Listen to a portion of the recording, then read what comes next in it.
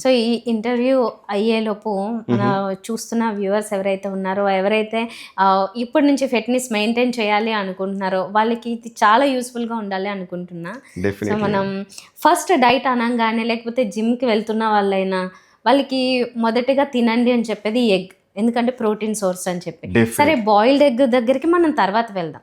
First రా eggs చాలామంది తింటూ ఉంటారు. జస్ట్ అలా పగలగొట్టి మింగేయడం. ఇది ఎంతవరకు సేఫ్? అది తినచ్చా? తినకూడదా? మీరన్నట్టు ఎగ్ అన్నది it's a power house of nutrients అండి. అందులో మంచి ప్రోటీన్ ఉంటుంది, మంచి ఫ్యాట్స్ ఉంటాయి అండ్ వైటమిన్స్, మినరల్స్ ఇవన్నీ ఉంటాయి. కొంతమంది చేసే మిస్టేక్ ఏంటంటే అవన్నీ బాడీలో బాగా వెళ్తాయని చెప్పేసి జస్ట్ కొట్టుకొని రాగా తాగేస్తూ ఉంటారు. కొంతమంది వే ప్రోటీన్ పౌడర్లో యాడ్ చేసుకొని ఆ షేక్ చేసుకొని తాగేస్తూ ఉంటారు. Oh my God! బట్ ఈ విధంగా చేస్తే ఏమవుతుందంటే మనం తాగేదే హెల్త్ కోసం, ఐ మీన్ ఎగ్ తినేదే హెల్త్ కోసం కదా. సో ఈ విధంగా రా ఫామ్ లో తీసుకుంటే అందులో సాల్మోనెల్లా అనే బ్యాక్టీరియా ఉంటుంది. అది మన బాడీలోకి వెళ్ళినప్పుడు రా ఫామ్ లో తీసుకుంటే కంటామినేషన్ జరిగి మన గట్ హెల్త్ అన్నది చాలా డిస్టర్బ్ అవుతుంది. Okay. Gut health is very very important. And రెండోది మనం తీసుకునే మెయిన్ పర్పస్ ఏంటంటే ఎగ్స్ని ప్రోటీన్ కోసం మీరు అన్నట్టు. ఈ ప్రోటీన్ అన్నది చాలా హై క్వాలిటీ ప్రోటీన్ ఎగ్స్లో ఎస్పెషల్లీ. సో మనం రా ఫామ్లో కన్జ్యూమ్ చేసుకున్నప్పుడు బయో అవైలబిలిటీ అన్నది తగ్గిపోతుంది. బయో అవైలబిలిటీ అంటే ఏంటంటే మన బాడీ ఆ ప్రోడక్ట్లో ఉన్న ప్రోటీన్ని ఎంత శాతం అబ్జర్వ్ చేసుకుంటుంది అని. ఈ బయో అవైలబిలిటీ అన్నది ఒక్కో ప్రోటీన్ సోర్స్కి ఒక్కోలా ఉంటుంది. ఎగ్స్కి ఒకలా, చికెన్కి ఒకలా, పప్పుకి ఒకలా, వెజిటేబుల్స్కి ఒకలా, ఈ విధంగా. అది ఎగ్స్లో 95% అనమాట. సపోజ్ మనం ఇప్పుడు ఒక ఎగ్ తిన్నాం అనుకోండి, మీ బాడీ ఆ ప్రోటీన్ని 95% అబ్జర్వ్ చేసుకుంటుంది. ఇది మనం కుక్ చేసుకొని తింటే ఎగ్ని.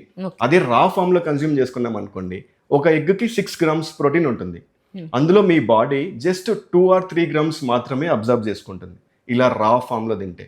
అలా కాకుండా మీరు బాయిల్డ్ ఎగ్ తిన్నా, లేదా ఆమ్లెట్లా తిన్నా, లేదా ఎగ్ బుర్జీ తిన్నా మీ బాడీ 95% అంటే 6 grams 5 grams ప్లస్ అబ్జర్వ్ చేసుకుంటుంది అనమాట. ఓకే. సో ఆ డిఫరెన్స్ చాలా మంది తెలుసుకోకుండా అలా రా ఫామ్ లో కన్జ్యూమ్ చేస్తూ ఉంటారు, విచ్ ఈస్ అబ్సల్యూట్లీ రాంగ్. మంచిది కాదు. ఓకే. ఇన్‌ఫాక్ట్ అది ఇంకా కష్టమైనా కూడా మేబీ దాని నుంచి ఇంకా ఎక్కువ పోషకాలు ఎఫెక్ట్ దొరుకుతాయి. దొరుకుతుందని కన్‌ఫ్యూజ్ అయ్యి కష్టపడుతున్నారు. అవును, అది ఆ టేస్ట్ బాగోదు, ఆ న్యూట్రియంట్స్ మన బాడీకి అందవు.